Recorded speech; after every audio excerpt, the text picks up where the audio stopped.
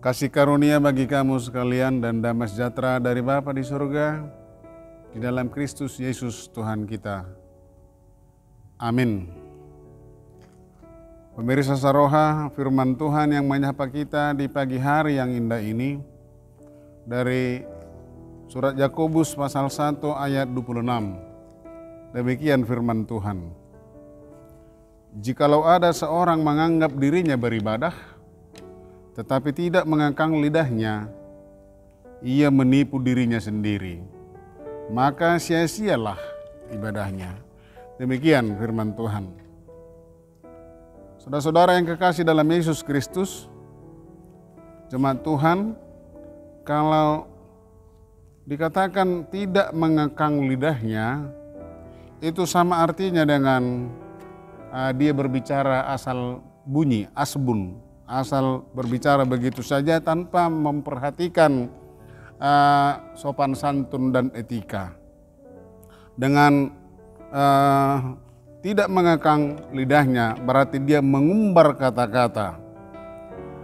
Memang lidah adalah satu anggota kecil dari bagian dari tubuh, namun dapat memancing dan memperbesar perkara-perkara sehingga menyulut pertikaian dan permusuhan besar. Lihatlah pemirsa Saroha, betapapun kecilnya api, ia dapat membakar hutan yang begitu lebat. Demikian halnya dengan lidah. Lidah pun diibaratkan seperti api. Ia dapat menyulut pertikaian akibat pembicaraan yang sifatnya provokatif.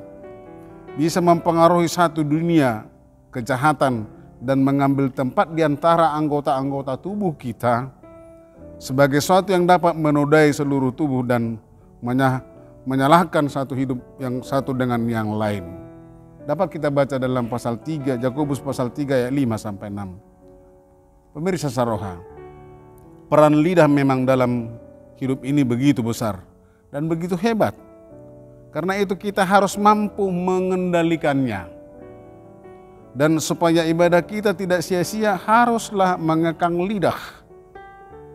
Karena ketika kita berbicara tanpa mengekang lidah berarti kita tidak mengindahkan sopan santun etika berbicara terhadap siapa, di mana, dan kapan kita berbicara.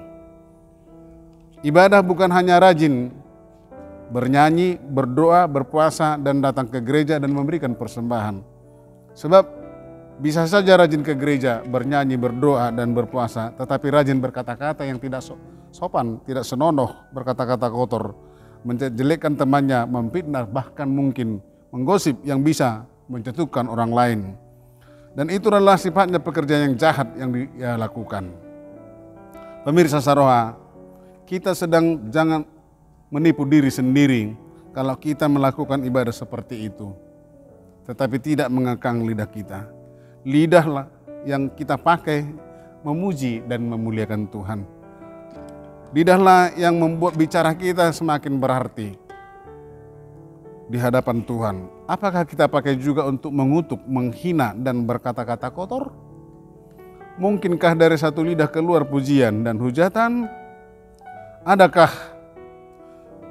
perkataan yang tidak senonoh dari sumber air yang mengeluarkan air yang manis dan asin? Adakah sumber air asin mengeluarkan air manis? Adakah buah jambu berbuahkan anggur? Karena itu, supaya ibadah jangan sia-sia, haruslah mengekang lidah. Jagalah lidahmu terhadap yang jahat dan bibirmu terhadap ucapan-ucapan yang menipu. Tuhan Yesus memberkati. Amin.